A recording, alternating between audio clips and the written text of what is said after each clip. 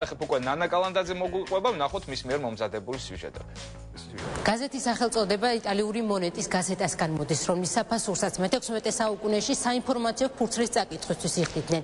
ნაბეჭდი გაზეთის ისტორია საქართველოში 1819 წლის 8 მარტიდან იწყება. სწორედ ამიტომ დღეს ეროვნულ ბიბლიოთეკაში ვიმყოფებით, იმისთვის რომ ვნახოთ რა წერდა პირველი გაზეთი.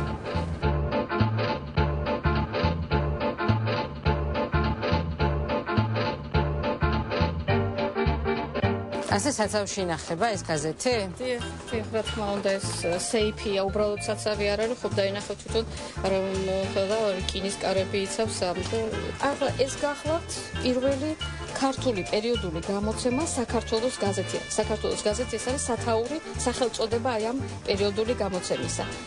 და ეს აი ამ გაზეთით იწყება ქართული ბეჭდური მედიის ისტორია, შერეული ამბები და სხვადასხვა საკითხებია.